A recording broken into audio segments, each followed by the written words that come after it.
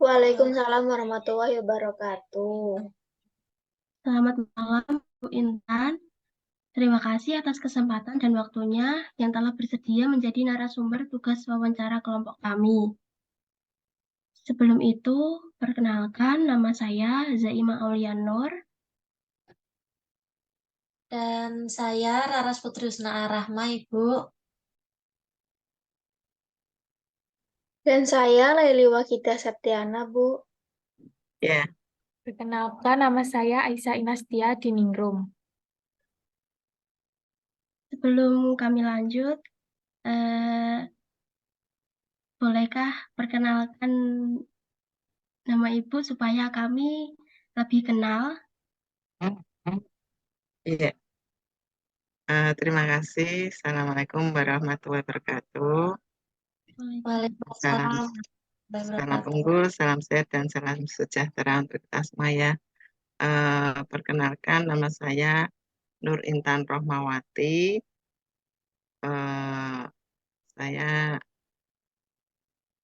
berkecimpung di dunia pendidikan anak usia dini eh, sejak tahun 2009 menjadi seorang guru TK dan dilanjutkan jadi kepala TK selama kurang lebih berapa tahun ya, sampai 2016. Lalu sekarang sebagai dosen di program studi S1 PG PAUD Universitas Ngudi Waluyo. Itu mungkin Mbak yang bisa saya sampaikan. Baik, Bu. Terima kasih. Terima kasih atas kesempatannya. Selanjutnya, kami di sini mempunyai tugas wawancara, Ibu. Wawancara yang kami lakukan itu terkait dengan isu PAUD yang sedang tren. Nah, yang sudah kami ketahui itu seperti isu pembahasan kurikulum merdeka, pengimplementasian kurikulum merdeka, kesiapan Calistung. Nah, berdasarkan pengalaman dapat informasi mengenai dunia PAUD itu, yang Ibu ketahui itu yang sedang tren itu isu apa ya, Bu, yang marak dibicarakan saat ini? Oke, terima kasih. Ini wawancaranya kan semi formal ya, nggak formal. Jadi ya hanya ngobrol-ngobrol, cuman kita via online begitu ya Mbak ya. Iya, Bu. Sebenarnya isu-isu terkait dengan kurikulum, kalau kurikulum itu kan sudah berjalan ya, berarti bukan isu. Tetapi ketika proses penyusunan kurikulum merdeka itu tentunya sudah melalui proses yang panjang sehingga IKM itu diputuskan untuk dilakukan ya. Itu yang sudah terjadi. Tapi kalau tadi Mbak Putri menyampaikan isu-isu yang akan datang berarti cakupannya itu kita lebih luas lagi ke depan ya. Terkait dengan anak usia dini tentunya. Kalau saya lebih ini ya Mbak, lebih melihat atau membahas tentang isu stunting ya. Stunting itu yang selama ini kan sudah berupaya ya, pemerintah sudah berupaya untuk eh, menanggulangi dan mencegah ya. Tetapi kenyataannya Indonesia masih masuk di peringkat 10 besar dunia ya. Sehingga itu yang artinya memang perlu ditangani. Jadi terkait dengan karena apa stunting itu sangat besar dampaknya untuk perkembangan anak ya. Anak untuk perkembangan otaknya sendiri bisa mengalami penurunan.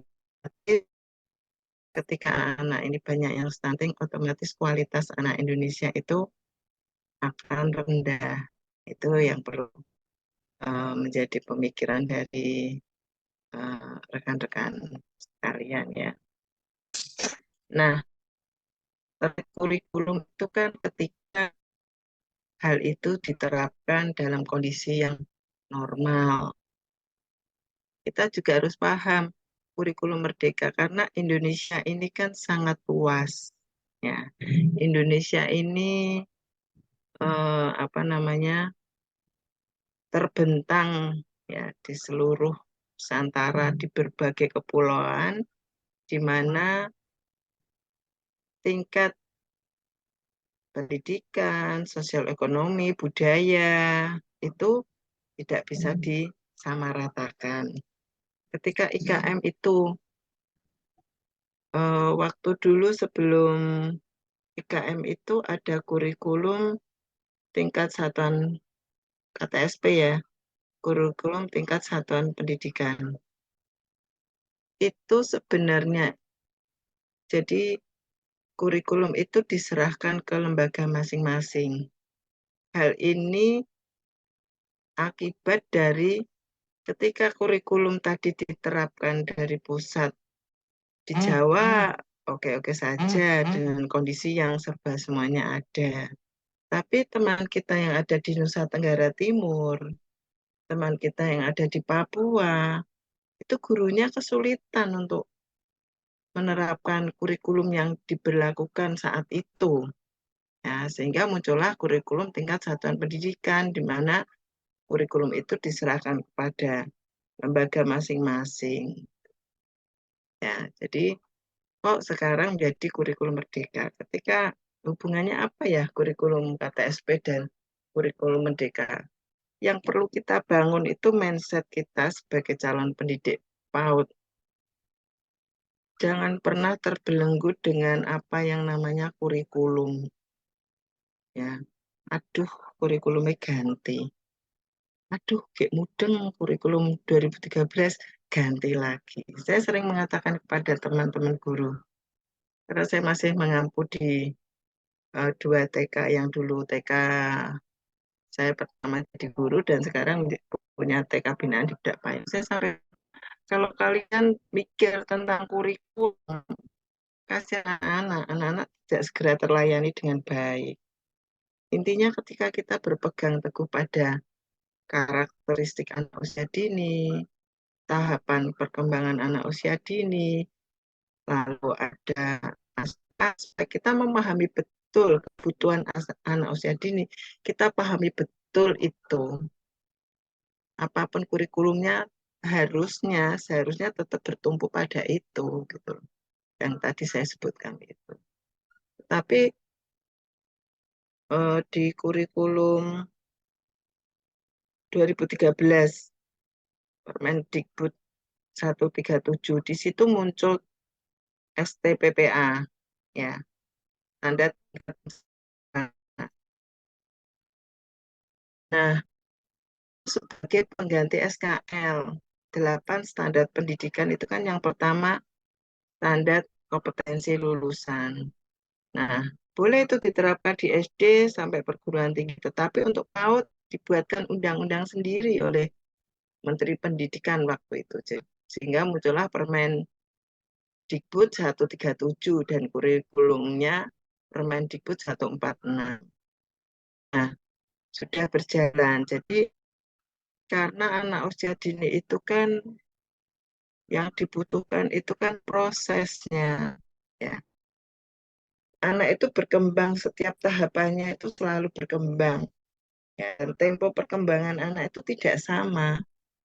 Ya, antara satu dan lain itu tidak sama. Temponya tidak sama, tapi tahap perkembangan yang dilalui itu sama. Ya, dipahami ya. Sehingga ketika sekarang itu diterapkan bahwa di IKM itu sudah tidak memakai STTPA, tetapi menggunakan SKL. Nah, SKL itu yang seperti apa kalau kita mau memantau anak kecil, anak usia dini, standar kompetensi lulusan. Kalau di UNES, S1 PAUD-nya standar kompetensi lulusannya apa? Menjadi apa? Di prodinya rekan-rekan semua. Ada toh? Kalau biasanya ditempel di biner itu loh. yang di depan ruang dosen itu ada banner-banner gitu kan, kompetensi lulusan apa, nggak ada yang ingat menjadi apa begitu, nggak pernah disampaikan. Eh, Heeh. belum, belum apa? Mungkin belum sempat disampaikan sama dosen sih Ibu. Jadi kayak yang kita ketahui masih kayak ada pertukaran mahasiswa, apa pertukaran ke daerah yang lain seperti itu. Kalau buat ke standar keselulusannya belum terlalu paham. Nanti ya di webnya Prodi PG PAUD UNES mungkin ada di situ standar kompetensi lulusannya apa. Tapi kalau anak usia dini itu kan standar kompetensinya apa ya, yang tepat ya tadi tahapan perkembangannya. Oh, si A di tahapan perkembangan kognitifnya sudah pada tahap ini. Ceritakan ke orang tua. Kan seperti itu. Ketika lulus, anak itu sudah mampu mandiri, berkarakter. Nah, itu kan, ya kan? Itu itu sudah menjadi standar kompetensi lulusan. Nggak bisa lulus standar kompetensi lulusannya membaca, menulis, berhitung. Calistungnya bagus. Boleh nggak pakai seperti itu? Kalau menurut teman-teman.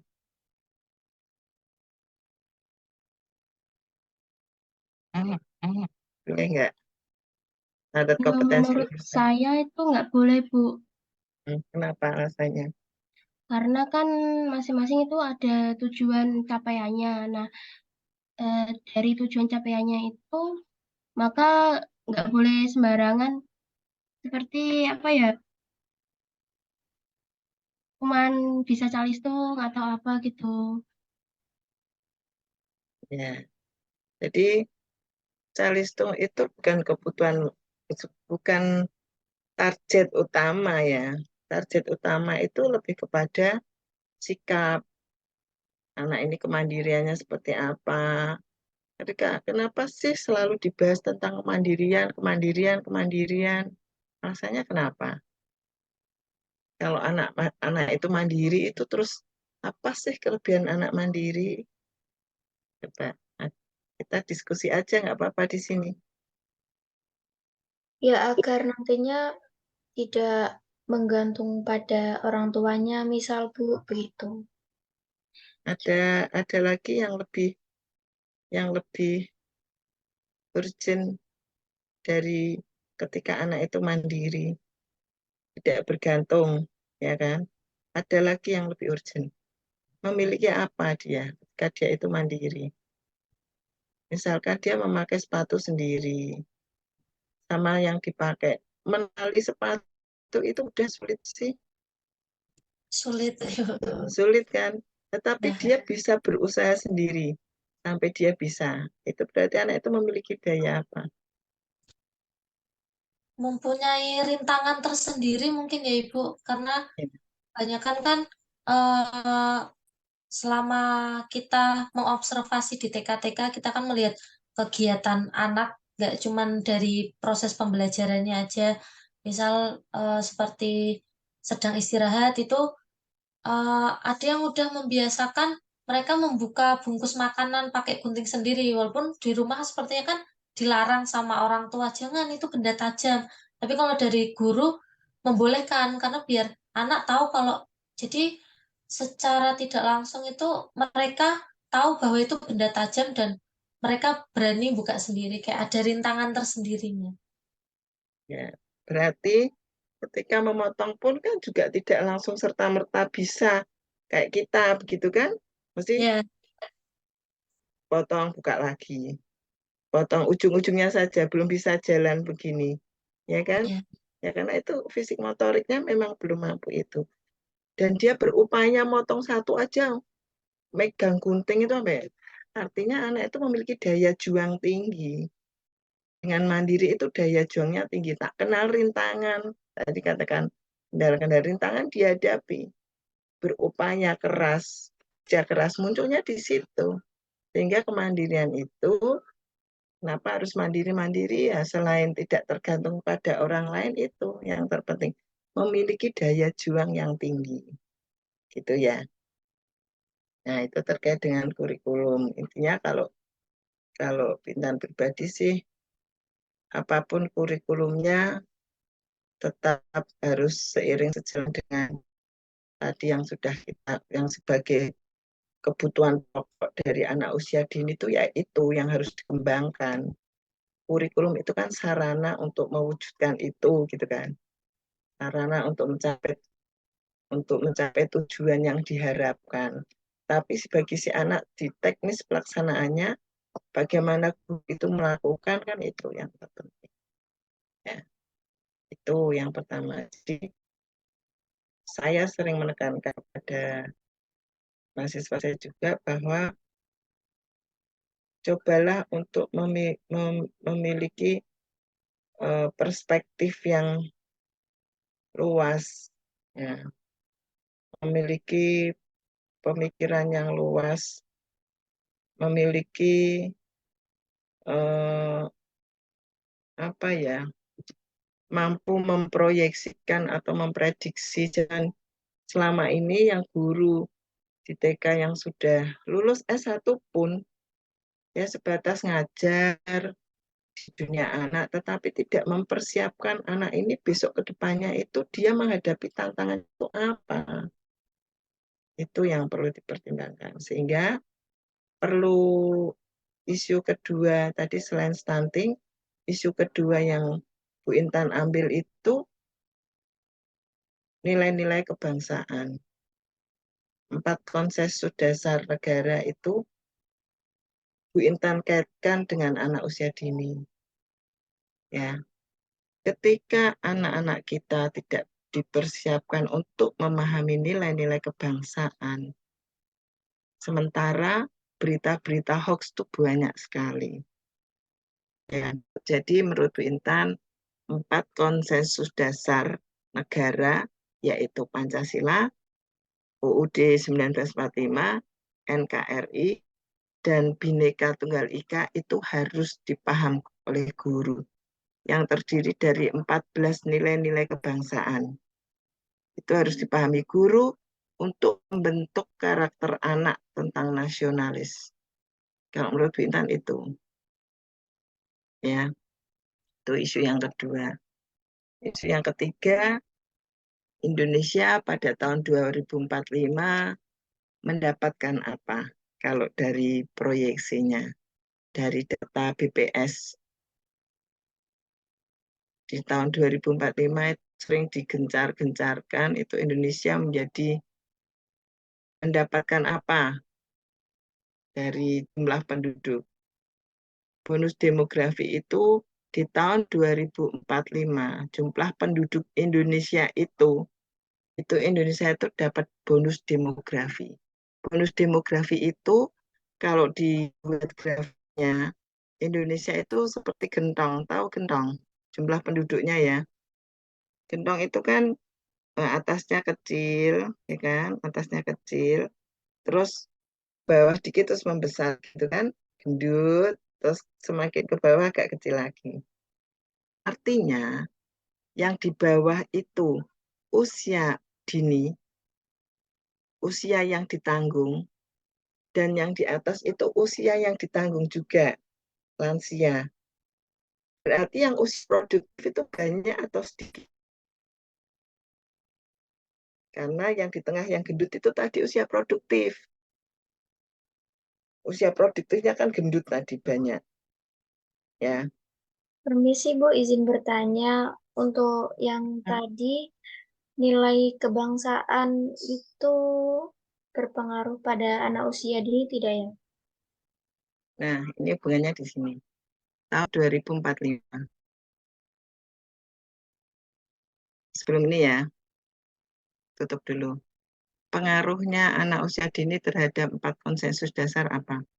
Ketika anak itu dipahamkan dengan 4 konsensus dasar bahwa Indonesia itu memang sudah ditakdirkan, Indonesia itu tidak bisa menafikan perbedaan.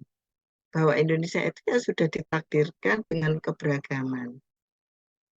Sehingga ketika anak usia dini tadi sudah ditanamkan nilai-nilai kebinekaan, tidak ada tawuran, tidak ada bentrok antar suku, tidak ada bentrok antar tetangga, yang dimana itu adalah jadi tidak mudah terbakar. Dan satu, yang kedua, dia akan mencintai Indonesia secara utuh. Tidak hanya saya, ini kan sekarang ini banyak memecah belah ya, banyak memprovokasi, sedikit-sedikit emosi, akhirnya terjadi pertarungan antar desa, ya kan? Nah, ketika anak usia dini sudah dikenalkan itu, mindset dia akan terbentuk. 80% perkembangan anak itu melejit ketika usia 0 sampai 8 tahun. 80% ini jadikan dasar. Ya, jadikan nilai-nilai kebangsaan ini sebagai pengisi otak anak-anak kita. Sehingga ketika dia dewasa, dia tidak mudah terprovokasi, dia tidak mudah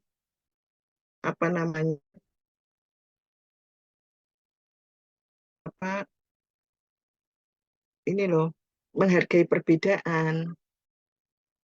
Lalu dia akan menjaga tanah airnya, dia akan cinta Indonesia, dia akan ketika dia bekerja ditempatkan di IKN, ya orang Jawa ditempatkan di IKN, enjoy-enjoy aja. Karena itu juga Indonesia milikku. Bangun mindset anak. Kak, besok kalau kakak udah besar, sudah SD, lalu sekolah SMP, sekolah SMA, kuliah, terus bekerja. Bekerja ditempatkan di Papua sini Kak, jauh sini. Ya nggak apa-apa, itu juga Indonesia. Saya bangga seperti itu. Tempatkan di sana nggak apa-apa, Indonesia, tidak harus di Jawa. Itu sudah saya bangun mindset anak seperti itu. Jadi membangun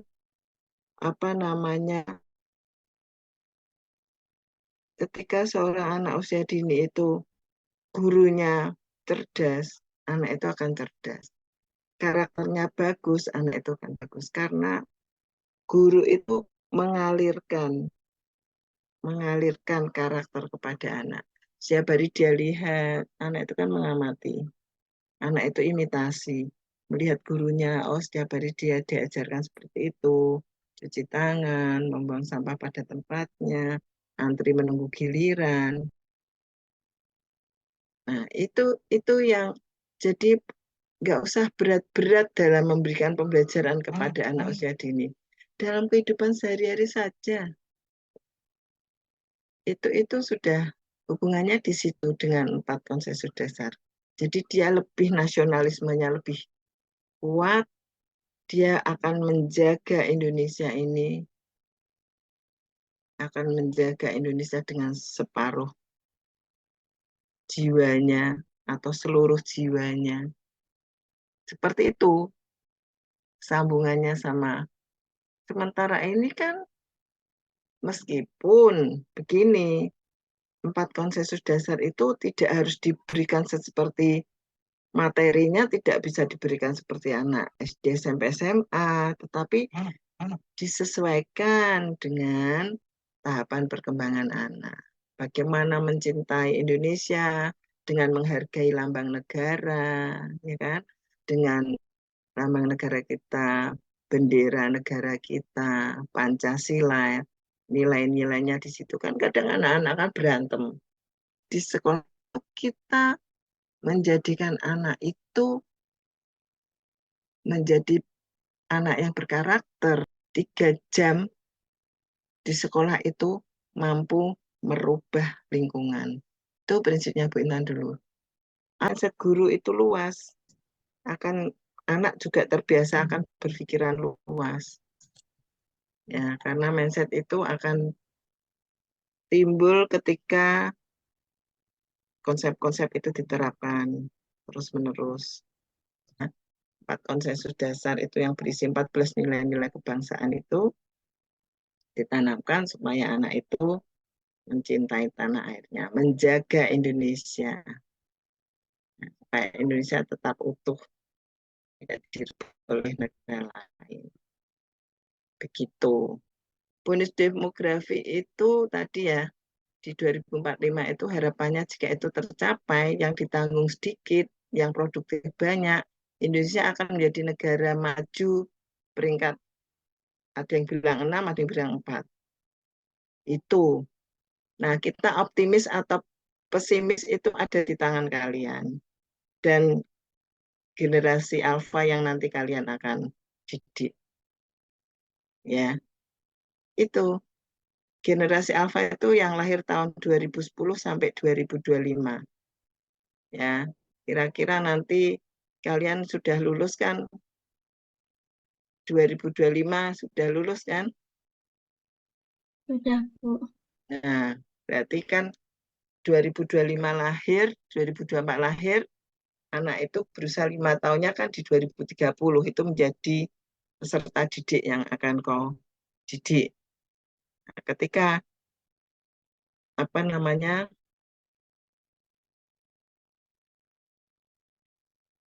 bonus demografi tadi menjadi uang, ya Indonesia akan maju tadi. Tetapi ketika bonus demografi tadi menjadi tantangan, berarti bisa menjadi seperti Afrika dan Brasil. Afrika Selatan tahu negaranya, pernah buka profilnya. Brasil pernah buka profilnya, coba buka. Jadi Afrika Selatan dan Brasil itu pernah mendapatkan bonus demografi dan gagal. Apakah Indonesia akan memilih itu sebagai peluang atau memilih itu sebagai tantangan? Itu ada di tangan Gen Z, di tangannya teman-teman semua. Itu. Ada pertanyaan lagi atau diskusi? Baik Ibu, pertanyaan terakhir sebelum penutup dari saya dan teman-teman terkait tentang apa eh, penerapan yang tadi itu kepada anak yang 80% harus diterapkan sejak dini. Nah, itu kan kita sebagai calon guru dan juga yang sudah menjadi guru, itu kan bagaimana cara kita mengimplementasikan kepada anaknya kan menurut saya itu ada terbagi tiga seperti ada yang hanya ibu rumah tangga yang penting bisa menjadi guru dan ada juga yang masih guru amatir atau mungkin yang masih lulusan S1 yang baru lulus gitu kan pengetahuannya kurang atau harus kita menguasai semuanya dulu baru kita mengimplementasikan kepada anak atau seperti apa Ibu? Ya, untuk memiliki kompetensi yang baik yang bisa diharapkan itu butuh waktu, butuh jam terbang. Tetapi yang terpenting kita harus mau belajar. Ya, belajar untuk selalu menganalisis tadi loh. Ada guru yang datang tadi disampaikan Wong Karangjomong lulusan SMA mungkin ya sekedar dan sewu mungkin yang ada di pos PAUD atau apa juga yang karena gajinya juga hanya karena pakai yen ya, yen nono bayaran, yen raono yora bayaran, kerja sosial. Bagaimana kita mau menuntut? Nah, mungkin rak bayar aku kok ke wani-wani nuntut aku, mbok kon mulang sing apik. Tetapi kan bukan itu permasalahannya. Ini generasi alfa loh, generasi bangsa loh, yang 80% tadi melejit. Jadi kesadaran itu yang harus dimiliki oleh guru. Ketika kalian nanti menjadi guru, berjanjilah pada diri sendiri. Saya akan benar-benar mengawal. Ya, otomatis mata kuliah yang diterima atau disampaikan oleh dosen terkait dengan perkembangan anak. Nah, cara penerapannya yaitu guru menguasai kompetensi pedagogik. Sudah dapat? Berarti untuk pendidikannya tidak harus S1 PG PAUD ya, Bu? Logikanya begini, kalau kalau tidak S1 PG PAUD lalu apa? Soalnya ada guru yang lulusan dari selain S1 PG PAUD, kayak misal lulusan S1 PAI gitu, Bu. Terus manajemen gitu, itu, Bu. Beda-beda. Oke. Di Permendikbud 1337 itu diatur selain tahapan tentang STPPA itu diatur bahwa kualifikasi pendidikan guru anak usia dini adalah S1 PAUD atau S1 psikologi. Ya, di aturannya sudah jelas. Nah, ketika seorang guru S1 hukum atau S1 PAI ngajar, kira-kira bagaimana? Malpraktek nggak? Ya, Kenapa Bu. nggak dia nggak jadi dokter? Berani nggak dia jadi dokter? Kan terjadi malpraktek. Maka dari itu, Bu Intan juga tidak menyalahkan mereka karena itu tadi yang Bu Intan sampaikan. Bayarannya gak jelas gitu loh. Kita kerja sosial, akhirnya asal-asalan gitu. Padahal ini yang dididik ini dasarnya kehidupan, pondasi kehidupan seorang anak manusia tuh di usia 0 sampai 8 tahun. 0 sampai 6 kalau Sisdiknas, Undang-Undang Sisdiknas nomor 20 tahun 2003 itu usia dini itu 0 sampai 6 tahun. Tapi kalau menurut Britkam Ensu, ya tokoh dari Barat itu anak usia dini itu usia 0 sampai 8 tahun. Jadi kalau ada, kita kembali ke aturannya, undang-undangnya. Kalau emang sudah ke apa namanya aturannya S1 PG PAUD atau S1 psikologi, seharusnya yang mengajar anak usia dini yang bukan itu harus segera melinierkan. Tetapi kadang dibalik lagi sama mereka untuk menjadi sebuah pembelaan. Yang nyatanya S1 PG PAUD sama saya, kalau diadu ya mending saya. Ya kan? Karena yang SPD, sarjana pendidikan tadi, dia mau belajar dan dia sudah memiliki jam terbang yang tinggi. Saya pernah diprotes sama mahasiswa saya. Bu, karena mahasiswa saya sudah guru. Bu, teori itu nggak sesuai kenyataan, nggak sesuai praktek. Hah? Teori nggak sesuai praktek? Terus yang salah siapa? Teorinya, Bu. Teori itu diteliti oleh ahli itu bertahun-tahun loh. Dikaji berulang-ulang. Kalau kamu praktekmu tidak sesuai teori, berarti kamu yang prakteknya salah. Karena guru saya itu kan, mahasiswa saya itu kan ngajar dulu, seperti tadi Mbak Putri sampaikan. SMA ngajar, ya kan?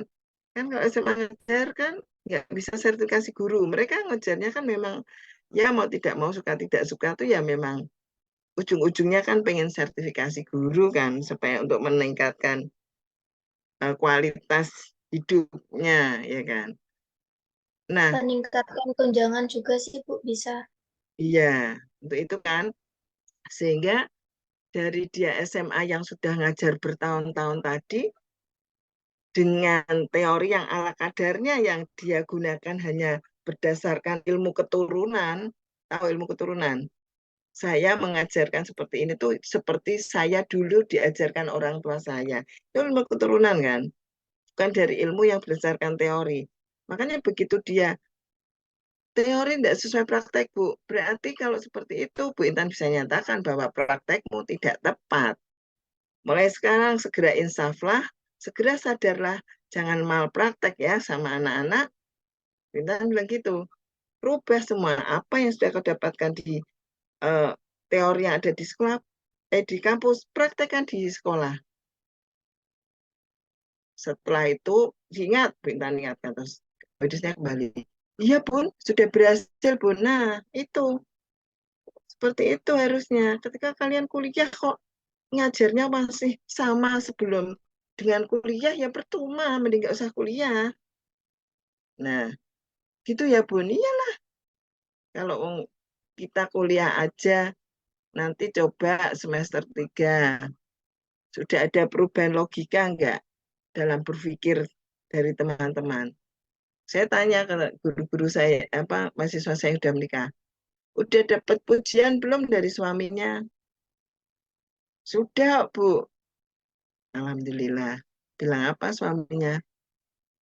Bu, saiki kuliah kok ngomongmu beda. Saiki kuliah kok kena dijak omong kok logikamu kok apik, Bu.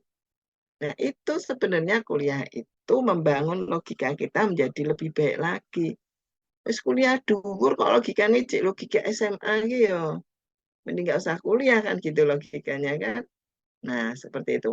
Ada yang guru ada yang guru lulusan SMA, dia bisa, bahkan bukan guru saja. Ada orang yang dia tidak menempuh jalur akademik karena keterbatasan dana misalkan. Tetapi dia belajar dari pengalaman. Maka kan bisa katakan bahwa pengalaman itu guru terbaik kita. Akhirnya logika dia bisa disetarakan dengan akademik pada jenjang S3 misalkan. Contohnya, Ibu Menteri Kelautan mantan, Ibu Susi, ya, itu cuma lulusan SMP, ya kan? Tapi diangkat jadi menteri karena dengan lulusan SMP pun dia pengalamannya untuk usaha ikannya itu luar biasa, Bu Susi itu. Sehingga itu bisa dijadikan patokan dan dicontoh oleh masyarakat nelayan, sehingga itu ilmunya berhasil untuk merubah masyarakat menjadi ekonomi yang lebih baik. Akhirnya mendapatkan penghargaan Dr. Honoris Causa atas pemikiran-pemikirannya yang bisa diterapkan untuk perubahan masyarakat menjadi lebih baik. Nah, seperti itu contohnya. Jadi kita tidak boleh mengecil atau melirik atau mengerlingkan mata, memandang sebelah mata, nggak bisa begitu. Ya, semakin tinggi ilmu kita kan berarti seperti padi, semakin merumput. Ya, kita nggak boleh sombong. Aku sekarang udah jadi mahasiswa semester 3. Ya, yang perlu dipertanyakan, sudah semester 3 aku dapat ilmu apa ya? Jadi ada kompetensi guru yang jumlahnya berapa itu? Kompetensi guru ada berapa? Kompetensi guru itu ada 4. Kompetensi pedagogik, terus kompetensi profesional, kompetensi kepribadian, dan kompetensi sosial. Ketika seorang guru memiliki 4 kompetensi itu, dia sudah menjadi guru yang profesional. Pedagogik itu terkait dengan guru itu mampu memahami karakteristik anak usia dini. Guru itu mampu memahami tahapan perkembangan anak usia dini. Guru itu mampu melihat prinsip perkembangan, tugas-tugas perkembangan, sehingga dia tidak akan salah praktek atau malpraktek tadi.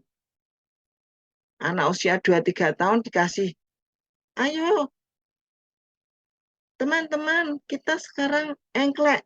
Lah anak bingung nggak bisa engklek pada geruntelan jatuh.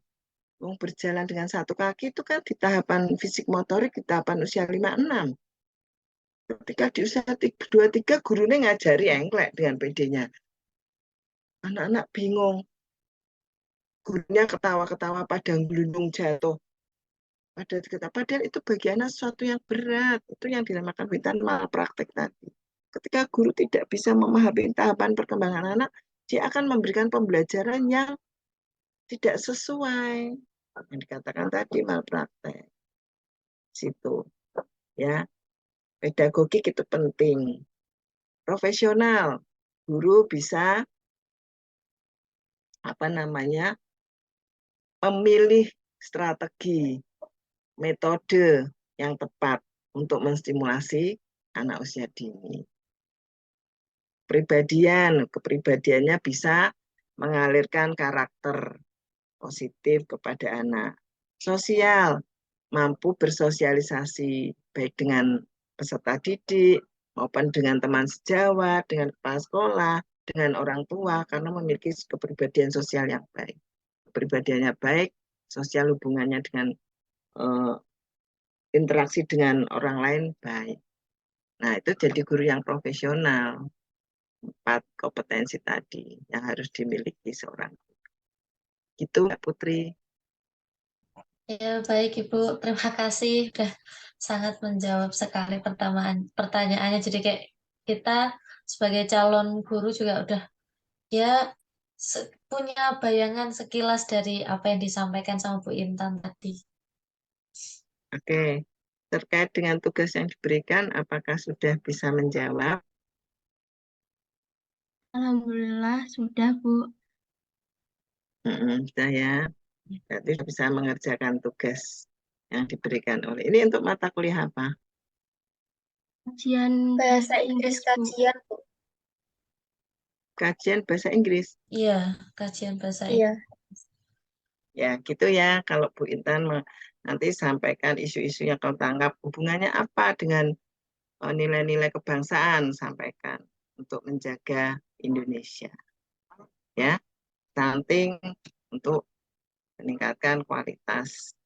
Nah, dampak stunting sambil kamu browsing-browsing cari ya. Kalau mau cari 4 konsensus dasar, cari di Instagramnya Lemhanas RI. Ya, cari di Lemhanas RI, nanti di situ Lembaga Ketahanan Nasional Republik Indonesia. Nanti di situ banyak dibahas tentang apa namanya nilai-nilai kebangsaan tadi. Ya, seperti itu ya. Tetap semangat ya. Oke, mohon maaf Baik, kalau Bu. Bu Intan ada kata-kata atau penjelasan yang kurang berkenan, ya dimaafkan. Semoga apa yang tadi Bu Intan sampaikan bisa membawa pencerahan. Ya, diskusi kita malam ini bisa membawa pencerahan buat teman-teman semua. Ya, sukses selalu. Terima kasih. Mohon maaf. Wassalamualaikum warahmatullahi wabarakatuh. Waalaikumsalam. Waalaikumsalam warahmatullahi wabarakatuh. Terima Kasih, kasih banyak, Ibu. Terima Iya, kasih. sama-sama. Sehat kembali. Mohon Ya, maaf bila mengganggu waktunya, Bu. enggak. Ya, kasih ya. Binan izin live ya. Kalau masih mau diskusi, silahkan Binan tak live. Iya, Bu. Terima kasih, Bu. Sama-sama. Ada beberapa poin yang akan kita bahas ya teman-teman. Yang pertama itu terkait dengan pengertian stunting itu sendiri. Kemudian di sini juga akan dijelaskan terkait dengan ciri-ciri, cara pencegahan, faktor penyebab, penanganan, serta peran pemerintah dalam penanganannya. Kita langsung aja ke poin yang pertama ya.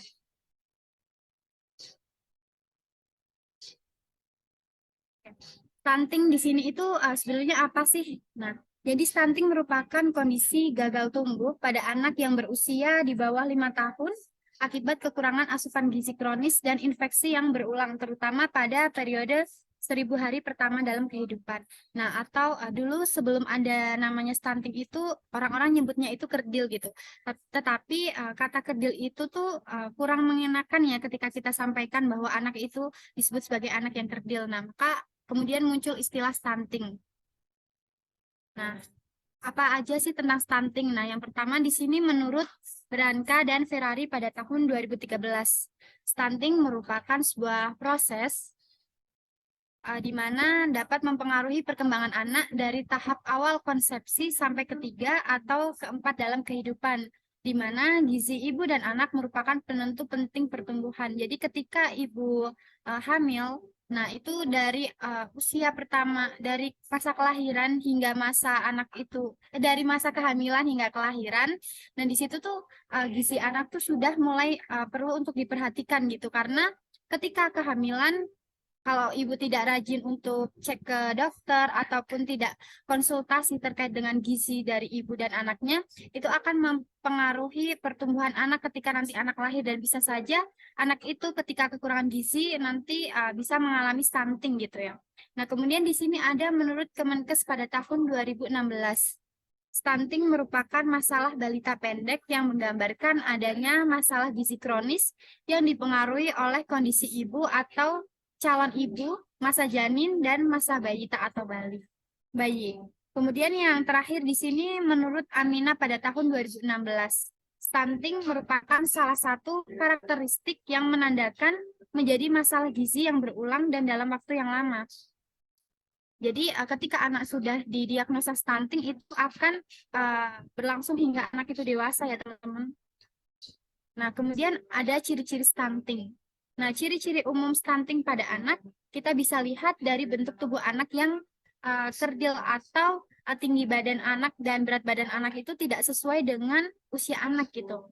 Jadi kan ada parameter ketika anak berusia sekian-sekian, tinggi badan dan berat badan anak harus sekian gitu kan. Tetapi ketika tinggi badan dan berat badan anak itu tidak mencapai sesuai dengan parameter tersebut, maka anak itu dikatakan sebagai anak yang stunting.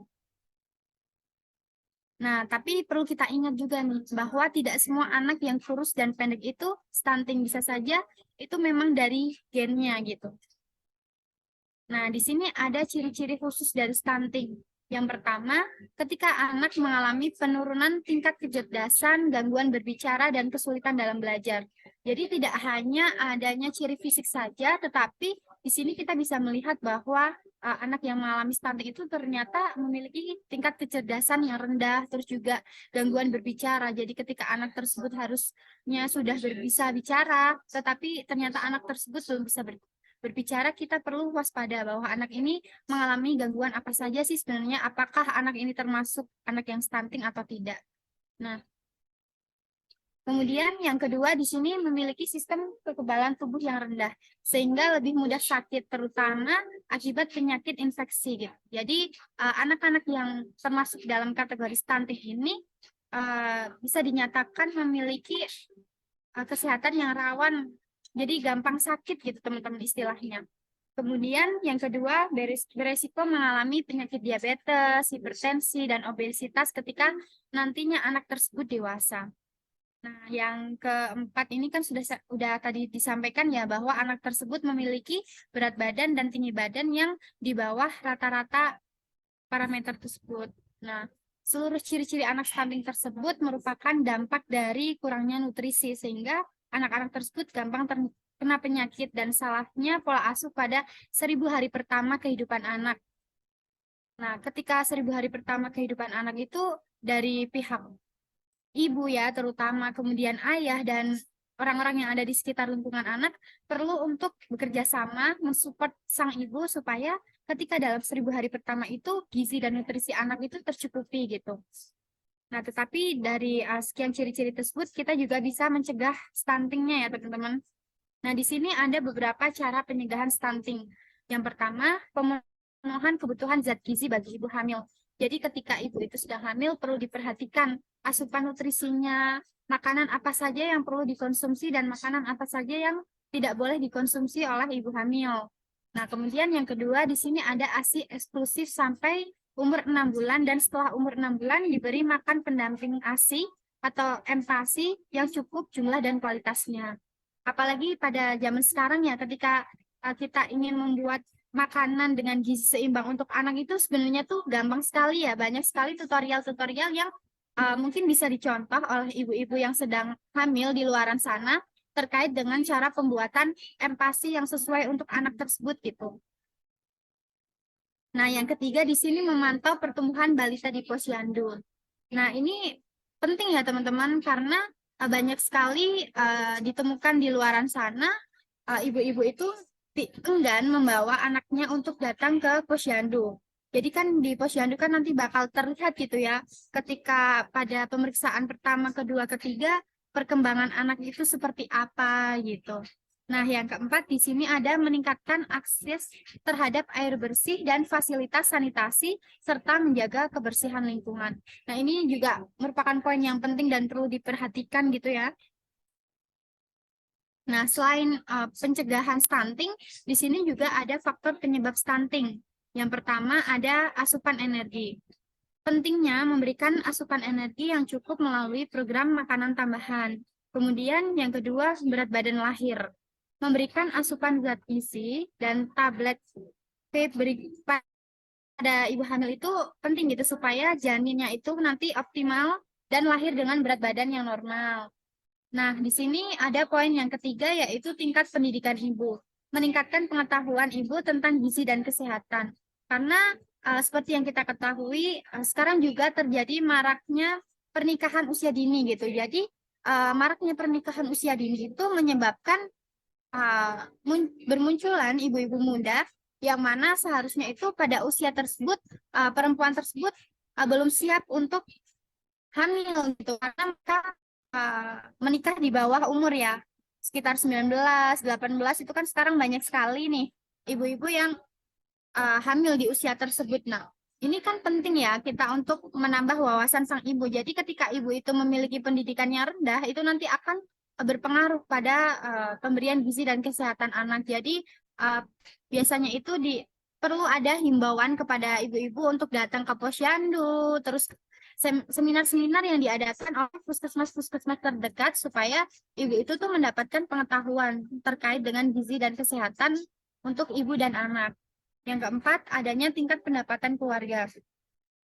Nah, di sini membuka lapangan pekerjaan sehingga dapat memenuhi kebutuhan gizi keluarga. Karena ketika hamil itu kan memerlukan kebutuhan yang banyak gitu ya, di lain kebutuhan pokok dari keluarga tersebut. Nah, di sini juga penting untuk diperhatikan dari kesiapan ayah dan ibu si bayinya nanti gitu, apakah bisa untuk menghidupi keluarganya atau enggak gitu. Nah, di sini ada poin yang kelima terkait dengan pola asuh dan keberagaman pangan. Oke, selanjutnya di sini ada upaya penanganan stunting. Ini ada 5 pilar ya teman-teman terkait dengan upaya penanganan stunting yang ada di Peraturan Pemerintah Nomor 72 Tahun 2021 tentang percepatan penurunan stunting. Nah, poin yang pertama yaitu ada komitmen dan visi kepemimpinan nasional dan daerah.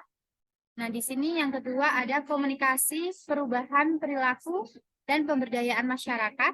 Yang ketiga ada konvergensi, intervensi spesifik dan sensitif di pusat dan daerah. Yang keempat ada ketahanan pangan dan gizi. Serta yang kelima penguatan dan pengembangan sistem data informasi, riset, dan inovasi. Kemudian ada kegiatan dari penjabaran pilar-pilar tersebut, diantaranya seperti air bersih dan sanitasi, kemudian ada bantuan pangan non-tunai, jaminan kesehatan nasional, terus ada pendidikan bagi anak usia dini, kemudian ada program Keluarga Harapan atau PKH, selanjutnya ada Bina Keluarga Balita, selanjutnya di sini juga ada kawasan rumah pangan lestari, dan yang terakhir fortifikasi pangan. Nah, di sini pilar-pilar tersebut itu merupakan upaya penanganan dari pihak pemerintah ya teman-teman. Nah, ada lagi di sini juga ada program penanganan stunting. Yang pertama terkait dengan suplementasi gizi. Kemudian yang kedua ini ada pemantauan tumbuh kembang balita. Yang ketiga ada tata laksana gizi buruk. Yang keempat ada imunisasi. Yang kelima ada program konseling menyusui dan PMBA. Nah, pemerintah juga menjelaskan terkait dengan penanganan stunting berupa kerangka intervensi stunting yang dilakukan oleh pemerintah Indonesia. Yang pertama ada intervensi gizi spesifik. Kemudian ini ditujukan pada anak dalam 1000 hari pertama kehidupan dan berkontribusi pada 30% penurunan stunting gitu. Jadi upaya ini tuh sudah dilakukan oleh pemerintah dan ternyata itu bisa meredam angka stunting sebanyak 30%, teman-teman. Nah, yang kedua di sini ada intervensi gizi sensitif. Nah, gizi sensitif ini idealnya dilakukan melalui berbagai kegiatan pembangunan di luar sektor kesehatan dan berkontribusi pada 70% intervensi stunting. Nah, mungkin itu terkait dengan salah satu isu terkini PAUD ya teman-teman, yaitu maraknya stunting di Indonesia. Nah, mungkin sampai di sini dulu. Adakah dari teman-teman yang ingin bertanya? Izin bertanya Kak Risti, eh, tentang tadi yang waktu di bagian perekonomian dari kesiapan kedua orang tua. Nah, itu kan sekarang kan apa seperti yang dikatakan sama Kak Risti kan banyak banget nih yang nikah di usia yang masih dini. Nah, ada juga yang sudah mapan, tapi dengan ekonomi dari kedua orang tua kan berbeda-beda, tidak ada yang tahu. Nah, saya punya tetangga yang apa kebetulan juga udah punya anak. Sekarang usianya mau berjalan 2 tahun. Nah, itu tuh berarti kan sudah terlepas dari MPASI, karena kan sudah masuk ke jenjang 1 tahun lebih. Nah, karena mungkin dari ekonominya yang tidak gimana ibaratnya kayak tidak terlalu banyak, yang maksudnya standar, jadi itu anak juga susah makannya, jadi dari ibunya itu mengasih makanan, yang penting anaknya makan gitu. Kasih makanan orang dewasa juga kayak ya makanan pada umumnya orang dewasa yang pakai MSG lah itu tuh sebenarnya berpengaruh apa enggak gitu, Kak?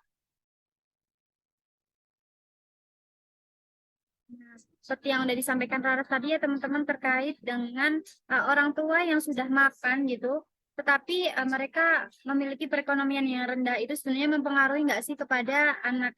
Nah, kalau dari itu tuh kita memberikan makanan yang dengan gizi seimbang itu kepada anak itu sebenarnya tidak harus mahal ya. Nah, kita bisa menggunakan makanan-makanan yang itu tuh bisa kita jangkau gitu. Misalnya kan dari salah satu contohnya ini kan ada program pemerintah PMT ya teman-teman ya. Ini yang dilaksanakan oleh pemerintah supaya bisa meredam gitu. Nah, itu ada contoh makanan gizi seimbangnya itu misalkan buahnya. Nah, nanti buahnya kita kan nggak harus ya buah yang mahal seperti apel, anggur gitu. Kita bisa pakai buah-buah lokal seperti pepaya, terus ada pisang, ada melon yang sekiranya bisa dijangkau oleh orang tua tersebut. Kemudian nanti lauknya juga nggak harus yang mahal-mahal, bisa juga ikan, terus ayam atau telur puyuh itu juga kan sehat gitu ya. Nah, nanti bisa dikasih cemilan tambahan untuk anaknya itu. Contohnya bisa juga kayak makanan-makanan tradisional. Nah, kemarin waktu aku KKN itu ada salah satu PMT yang dari bidannya itu memberikan contoh kepada ibu-ibu yang lagi hamil itu terkait dengan makanan dengan gizi seimbang. Nah, itu di situ lauknya itu ada telur puyuh, itu sekitar 5 butir, terus ada pepaya yang 1 potong gitu. Terus untuk cemilannya itu putu ayu teman-teman. Nah, itu salah satu contoh menu makanan yang direkomendasikan oleh bidan setempat untuk anak-anak yang posyandu di tempat tersebut gitu. Dan anak-anak yang mengalami stunting itu kan dapat bantuan ya dari pemerintah. Nah, itu bantuannya juga bisa digunakan oleh orang tua untuk memberikan asupan gizi seimbang kepada anak gitu. Tapi terkadang ya implementasinya dari orang tua tuh salah gitu teman-teman. Ketika orang tua itu diberikan uh, bantuan dari pemerintah berupa bantuan non tunai atau bantuan tunai, itu terkadang disalahgunakan. Bantuan tersebut yang harusnya digunakan untuk kepentingan anak, tapi malah nanti dialihkan untuk kepentingan orang tua sendiri gitu. Gimana Raras, apakah menjawab?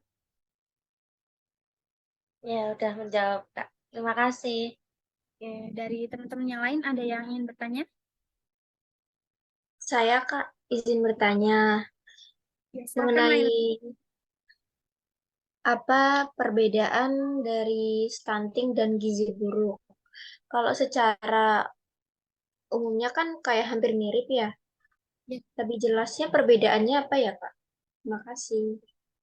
mungkin gampangnya ya kalau misalkan stunting itu tuh uh, sebenarnya itu anak itu bisa dikatakan stunting ketika anak itu memiliki pertumbuhan yang tidak seimbang gitu kan ya, antara tinggi badan, berat badan yang tidak sesuai dengan usia anak.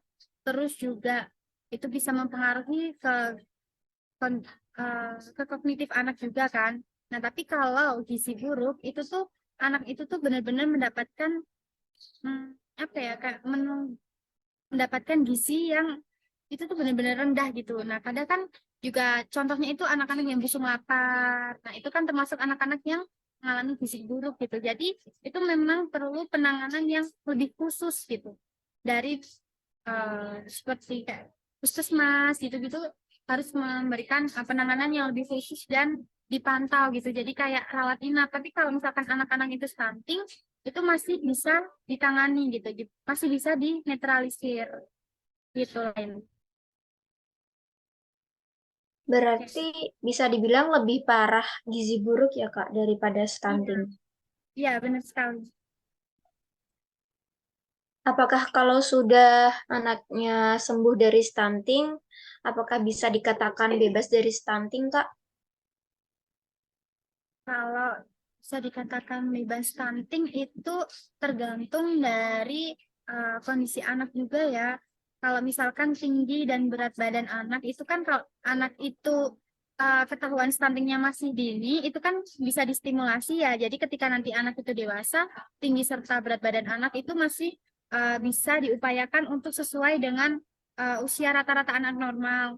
Tapi kalau anak itu dikatakan stuntingnya ketika sudah besar, terkait dengan kondisi fisik itu sepertinya sudah tidak bisa untuk diperbaiki lagi gitu karena kan ada batas pertumbuhan dan perkembangan anak ya. Tapi kalau terkait dengan yang lainnya masih bisa untuk diperbaiki lagi gitu. Oh, begitu ya, Kak. Baik, Kak. Terima kasih atas penjelasannya. Terima kasih. Izin Mungkin dari bertanya, teman-teman yang Kak. lain?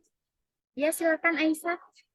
Tadi kan dijelaskan kalau tinggi badan itu kan bisa menyebabkan terjadinya stunting ya, kayak kurang tinggi badannya. Terus apakah anak-anak yang maaf pendek itu apakah eh, belum tentu bisa dikatakan stunting atau Iya. pasti terjadi stunting di anak-anak pendek gitu, Kak? Oke, oke. Jadi anak-anak yang dengan tinggi badan atau bisa dikatakan pendek itu belum tentu semuanya itu stunting gitu ya. Karena indikator-indikator yang bisa menyatakan bahwa anak itu stunting itu ada banyak sekali gitu. Bukan hanya bisa dilihat secara ini ya, kasat mata gitu ya. Jadi banyak sekali indikator-indikator yang bisa dinyatakan bahwa anak tersebut itu stunting. Gitu Aisyah. Jadi nggak semua anak pendek itu kerdil atau stunting. Karena memang ada beberapa yang dari gen orang tuanya itu, misalkan orang tuanya itu pendek, itu juga bisa mempengaruhi pertumbuhan tinggi anak gitu. Berarti bisa dibilang itu keturunan ya, Kak, kalau tentang Ya, pendek atau enggaknya. iya benar sekali.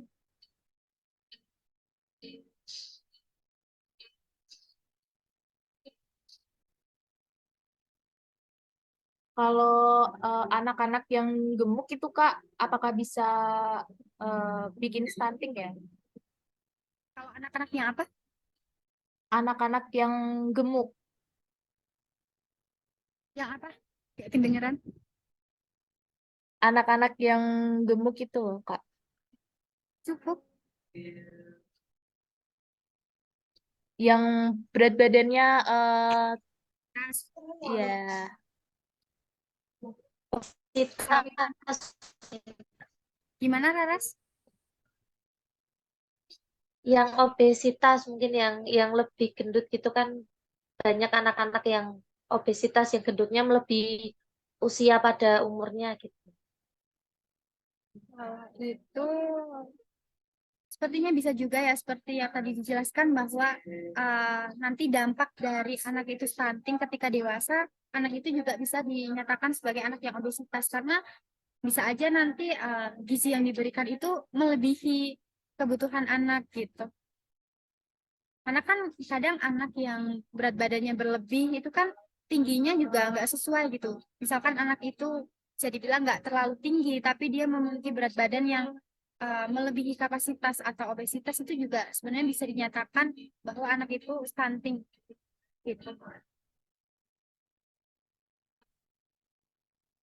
baik Kak, terima kasih. Kak, saya izin bertanya. Silakan, Mbak Ima. Kan stunting itu ada yang dari gen, keturunan gen. Nah, kalau misal keturunan gen itu apa bisa distimulasi sejak dini bisa untuk mengurangi stuntingnya? Apa nggak bisa ya, Kak? Boleh diulang nggak, Zaima? Kurang kedengeran. Kalau misalkan stunting itu kan ada yang dari gen, Kak. Nah, itu bisa distimulasi sejak dini, apa kurang bisa ya, Kak? Oke, itu bisa untuk distimulasi sejak dini. Nah, nanti dari pihak ibu ya, terutama nanti bisa koordinasi sama bidan atau sama dokter gitu terkait dengan upaya pencegahannya gitu. Karena kan yang tahu lebih detailnya itu kan dari bidan, dokter gitu. Jadi itu sebenarnya masih bisa untuk distimulasi karena masih usia dini, masih usia pertumbuhan gitu.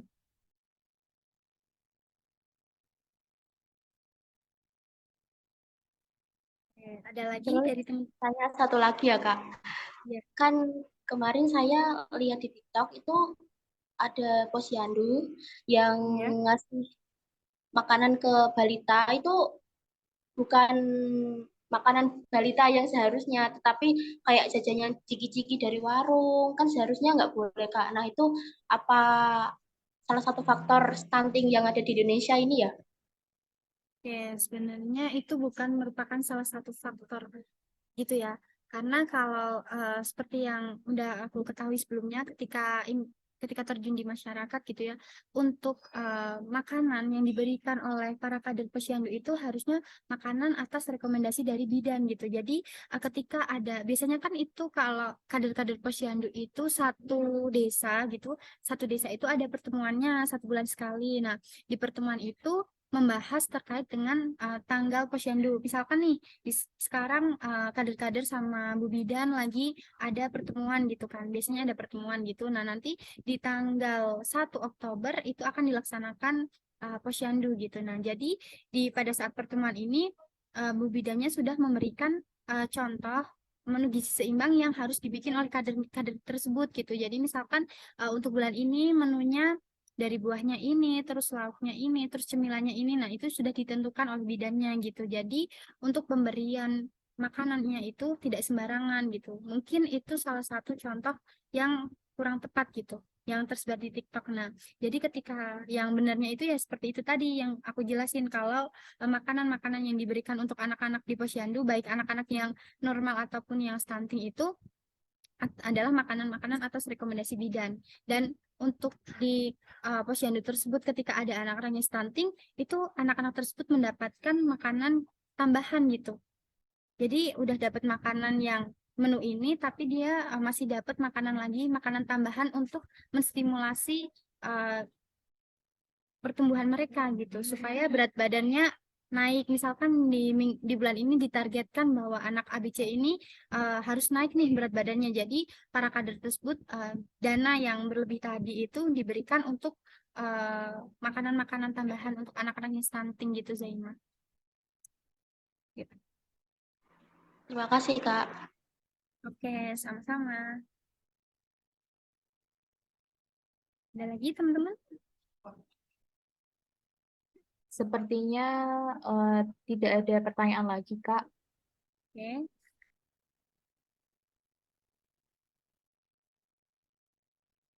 Untuk pertanyaan teman-teman yang sudah dijawab tadi, jawabannya sudah jelas tentang stunting dan pembahasan untuk sore hari ini bisa dicukupkan. Terima kasih atas ilmunya Kak Risti dan terima kasih untuk teman-teman yang bersedia untuk bergabung. Semoga kita selalu dalam keadaan sehat. Terima kasih. Saya tutup. Wassalamualaikum warahmatullahi wabarakatuh. Waalaikumsalam warahmatullahi wabarakatuh. Waalaikumsalam Terima kasih warahmatullahi teman-teman wabarakatuh. semuanya. Terima Sekali lagi kasih mohon Kak maaf. Risti.